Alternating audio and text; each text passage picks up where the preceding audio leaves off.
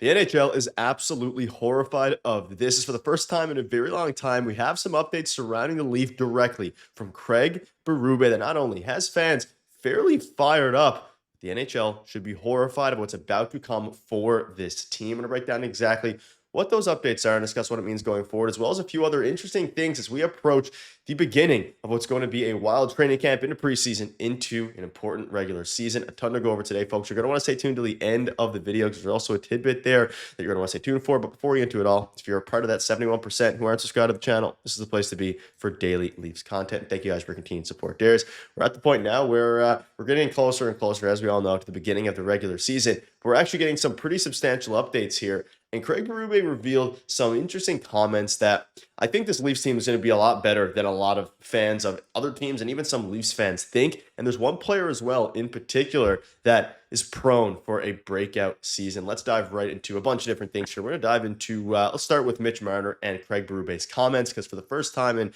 a while, he spoke out about him leaving. Now, he said about how he wants the Leafs, or how the Leafs rather went about replacing Mitch Marner. And something to keep in mind before we dive into all of these comments is the fact that Craig Berube now is a lot more involved with management than he was in previous years, and more involved in management than most of, the head coaches around the league are, just because of the way that everything went down with Shanahan. With that being said, Craig Berube said, "You're not replacing him, but we brought in 3 players. I feel like we're probably a deeper team. Nicholas Waugh, Dakota Joshua, and Maccelli. We talk about replacing Mitch. That's not what we're trying to do. We're just trying to improve our team in other ways by adding these players." So Darius, I think that, and a lot of fans obviously think that, replacing Mitch Marner is going to be difficult, but the way they built this team, I think the NHL is in for a huge, huge surprise here. Yeah, absolutely. This team is still a very good team. And I think that, what Craig Berube is saying, and even Brad Treliving, we all have to get it out of our heads that, there is no Mitch Marner replacement coming. That didn't work. That's the reason why I think the Leafs are moving away from it, right? And a lot of us were calling for them to move away from it a long time ago. This team needs to be better constructed. It needs to be deeper. And I think that's exactly what they did. And they are definitely coming into this season with a better, more well-rounded team. They have way more scoring in the bottom 6 now, which was definitely an issue. A lot of people still like to point fingers at the goaltending, the defense. I question that. I question if you're even watching the games or the last couple playoff runs, because especially last year, that was not the issue. The issue for the last 4 or 5 years at this point is the fact that they cannot score, because when it matters most, the top guys go away. And sometimes that happens to teams. It happened to the Florida Panthers, but they got all their goal scoring from their bottom 6. So the Leafs reconfigured their bottom 6. They reallocated all the money from Mitch Marner to those areas, and I think they're going to be a better team for that. So are you going to replace a player like that? No, and I don't think that they should. I think you have to move in a different direction and play a different way. And I think they're way better built for the playoffs, first of all, but you do have to get to the playoffs, and I think that they will, right? If you look at the Leafs lineup, you have 2 potential 50-goal scorers still. You have Austin Matthews, you have William Nylander. John Tavares took a lot less than what he's actually worth on the open market. He's probably going to have another great year as well. A couple guys we're going to talk about later in the video too can step up and can offer some goal scoring and some point production for the team. So I think they'll be fine. I think they'll make the playoffs. It doesn't even matter what position they make the playoffs, because I think they're just a better built team for when it matters most. Yeah, and a lot of his comments here are pretty exciting, and also just signifies that hockey is back. And they also spoke briefly about replacing Mitch Marner's in the leadership room, and obviously, basically, they're not going to do that. So they thought about it, discussed it. They're going to leave it with Morgan Riley and John Tavares, and basically spoke out on some of the the leadership guys and how the group is strong. Which I know you mentioned in the video a couple days ago about Mitch Marner. When everyone's together and everyone's on the same page, I think this team is in for a big, big year. And I don't know if they've had that the last couple of years. There's always been some sort of, distracting storyline, whether that's Mitch Marner, whether that's, Mitch Marner again. Even, there's a lot, it was mainly just Mitch Marner, but there was also some other, distracting storylines here. And now, of course, even the, Brendan Shanahan, what him staying on and not trading Mitch Marner, all those things, it's all cleared now. It's all cleared in-house. But let's dive into some other interesting storylines here that Craig Berube spoke about, which is Nick Robertson, someone who has not been a very effective player, at least as a, on the grand scheme of things for the past couple of years. Now, he spoke out at him and said there's a lot of competition at camp. I'll leave it at that. And there's a lot of competition, which is great. I think it makes for a competitive camp. Quite frankly, Darius, I'm curious to see what you think about this. This seems like the comments from a coach who doesn't really, think that Robertson's going to fit into the team in an everyday role, because this is about as generic that you could get. And for him to say that there's a lot of competition at camp, at least in my eyes, it screams he's going to have to play really well to even sniff the ice this year. Yeah, to get back to the leadership thing really quick, just a couple comments on that. Obviously, I don't think that they should replace or give somebody else the A. I think JT and Morgan Riley is fine. They've been there for a long time at this point.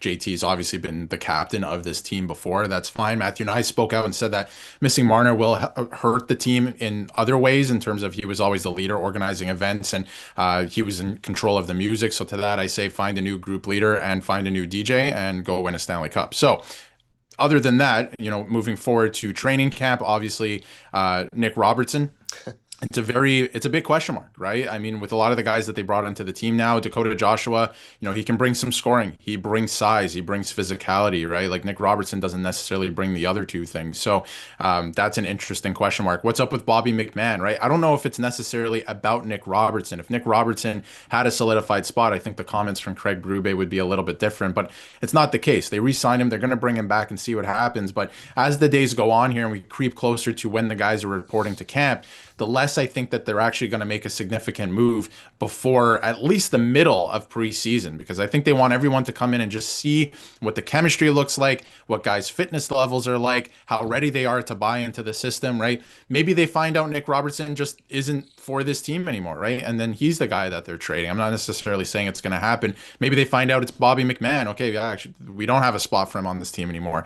Maybe they find out one of the new guys that they brought in, this is not going to work out, right? Like anything can happen in training camp and guys are fighting for spots. What if you find out, actually, we like Nick Robertson better than Maccelli, let's say, who I want to get to in a second, right? So I think they're going to go into camp to see how guys are meshing with certain players, how they're, fitting into this puzzle piece that is, the final lineup. And we'll see what happens through training camp. But these are comments from a coach that I think doesn't have too much of an idea of what his bottom six is going to look like yet. I'm sure he has an idea and something penciled in, but we'll see. We'll see as we creep closer. Yeah, and the exciting part about this team and why, I mean, obviously they have a good chance to be really good and surprise a lot of teams is the fact that this is the conversation about a guy like Nick Robertson. I mean, a lot of teams would be, not saying they'd love to have Nick Robertson on their team, but I'm sure a lot of teams around the NHL, probably half of them, would like to have a guy like that in their bottom six to at least give them a shot. But it goes to show how deep the Leafs are. And speaking of, depth, Berube spoke out on Matias Maccelli playing on the first line. He said basically it could be, and that's something that maybe I don't throw up there right away in camp. Oh, I'm playing with Matthews and Nas. I've got to perform at such a high level.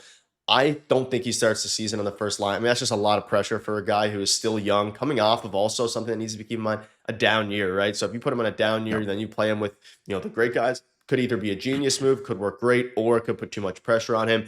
And this is something that, I mean, you look at the team and how good they are. Like, there's the fact that he spoke about so many of these new additions. This team is very good, and sometimes that gets lost in the fact that they lost Mitch Marner, and of course they replaced them with not quite as good players, but I think the sum of its parts is probably going to equal, I think, overall a better team if you also combine the intangible stuff and leadership qualities and distractions, because clearly it was a distraction for a lot of people. Now, was it a distraction for Mitch Marner, Matthew Knies, his closer friends? Maybe not. Maybe it was, psychologically, and we'll never know the true extent of that. But again, they have Dakota Joshua, Nicolas Roy, talking about how they're big, heavy, they're long, defensively responsible, which, as we know, is music to Craig Berube's ears.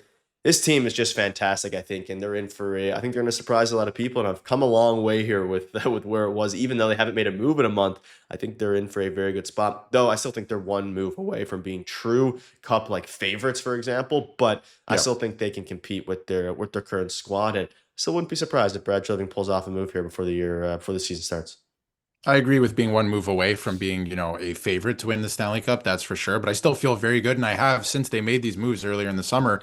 I've felt very optimistic about this team. I think they're better built. I think a lot of people are getting confused. A lot of the noise that's coming from the side of things that's saying the Leafs are going to be a much worse team and way worse off without Mitch Marner is coming from people who are not Leafs fans, right? I think for the majority, 95% of Leaf fans know that this team will be better, especially when it matters most. And I think that that's very exciting. So again, a lot of the new guys that they brought in, when you look at the top two lines, to me, as it stands, of course, anything can change and they can make some moves. As it stands, you're looking at Knies, Matthews, Domi. And then I think you're looking at Maccelli, Tavares, and Nylander. That's exciting. I think a lot of those player types work well with each other.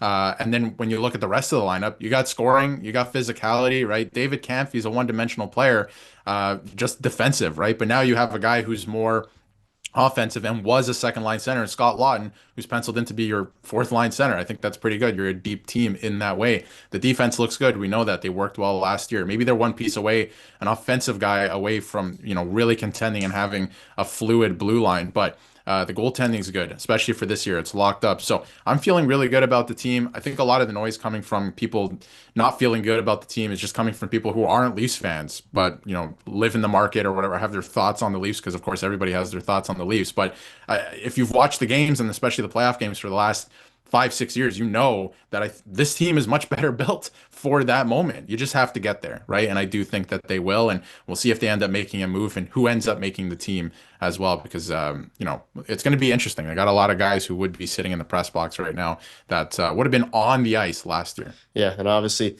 name to keep an eye out on here, I think, is Maccelli. Out of all these guys, he is the one guy who I think could actually if he has a breakout year, change a lot, beyond what we expect, as opposed to Nicola Juan, Dakota Josh. But that'll wrap it up. Let us know down below. Do you think the team is better, and by better, at least I mean better built for actual success that matters, which is the playoffs? And let us know what your thoughts are on all these comments. Thank you guys for watching. See you later.